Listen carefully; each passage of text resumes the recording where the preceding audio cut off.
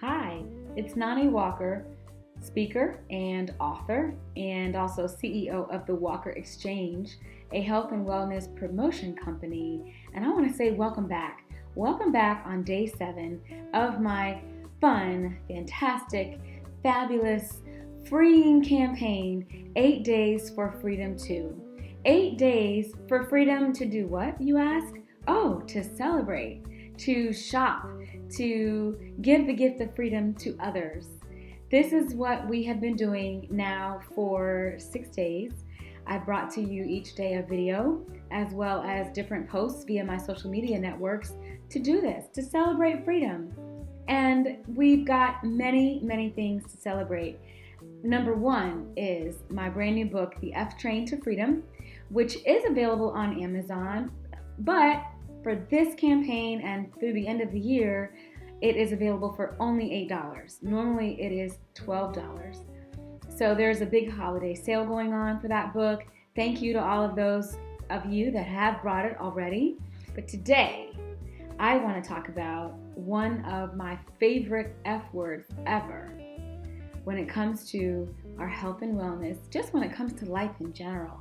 And that word is forgiveness. Forgiveness.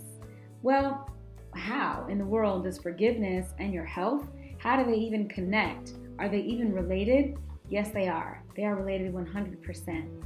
And many times when people are holding on to unforgiveness, they are not even aware. They don't even realize how negatively it is affecting their health. Many times people feel that unforgiveness is about the other person. Well, I don't forgive her for what she did because she's got to pay. So that's why I'm going to hold this against her and not forgive her. Or, what he did to me really was horrible. And I'm not going to forgive him because I want him to feel horrible for the rest of his life for what he did to me. Well, even though the way that I'm even saying that, it does sound like it is about the other person, unforgiveness is number 1 and only hurting you, hurting the person who is holding that against the other person.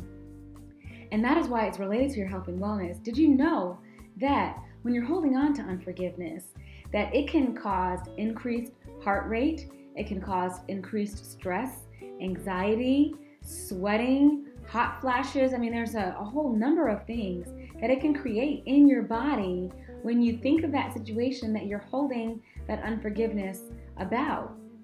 When a person is able to forgive, they then can experience many great things in their life. They can experience more open relationships, a higher level of trust, a higher level of self-love. So do you see how when you're talking about unforgiveness, okay, if I'm mad at Jane for what she did to me, is Jane the one that has increased anxiety? Is she the one that has increased stress? No, it's me. I wanted to read to you directly from my book. Number 1, the title of this chapter is called, What Are You Holding On To? Okay? And so from page 45, I wanted to bring to you a quote from a very popular actress, Jada Pinkett Smith.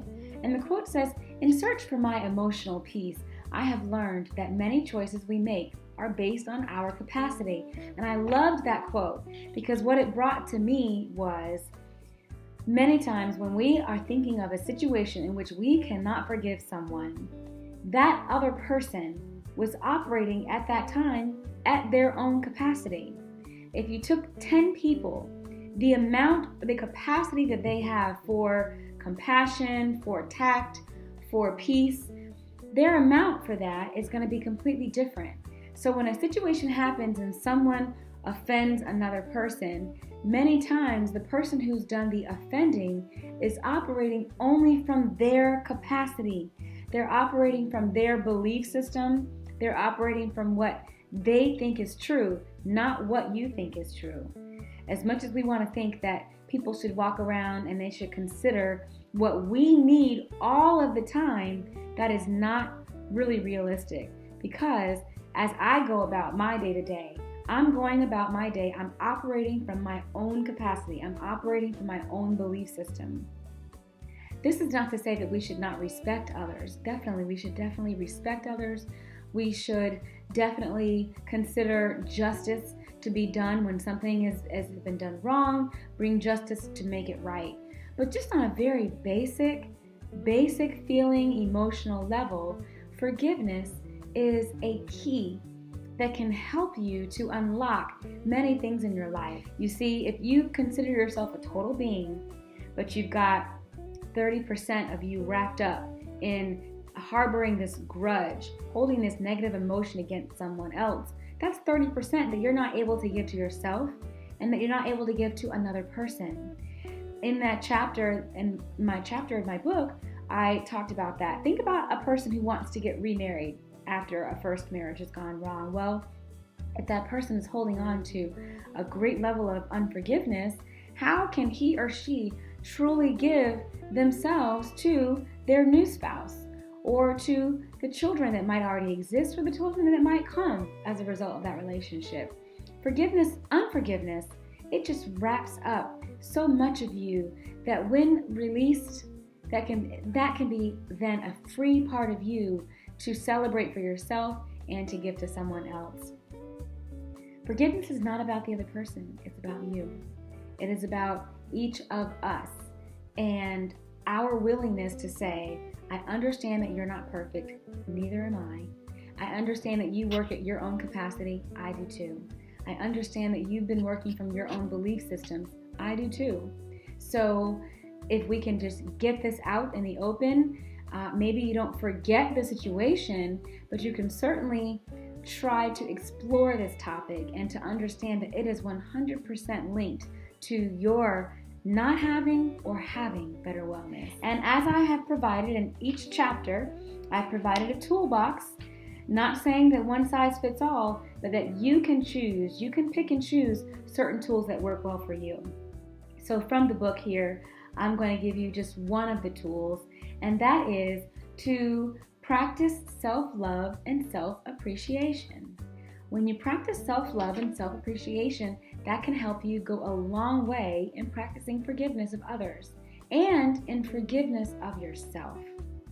Okay, I know for me personally, I have been through certain situations where I was just feeling angry and guilty and mad and all of these things, and I had to realize, I have to forgive myself because at that particular time, I was operating from that capacity where I was.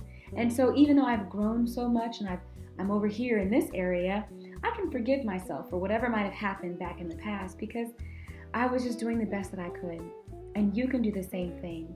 You can practice forgiving yourself and forgiving others to become more free in your life. Well, to catch the rest, of course, I encourage you to buy the book, The F Train to Freedom. It's on sale for $8 via my website, The Walker Exchange. I also encourage you to interact with me. Comment here on the YouTube video. Comment on my website. Give me a phone call. Write an email. Let's talk. Let's talk about forgiveness and how it can help you to unlock the door to your freedom. It's been a pleasure joining you here on day 7 of my campaign, 8 Days for Freedom 2. Tomorrow is the big Freedom Day where I and where you and where we are all going to do something to give our time, talent, and or resources to someone else in the name of freedom. You can start the day by doing that, do something in the middle of the day, even in the evening time, volunteer at a shelter, donate, whatever it might be. Give your gift of freedom to someone else. And that actually, here's a little secret, it can help you feel more free for yourself. Again, my name is Noni Walker, author and speaker. Come visit me on thewalkerexchange.com, and I look forward to seeing you here tomorrow for Freedom Day. As always, live well.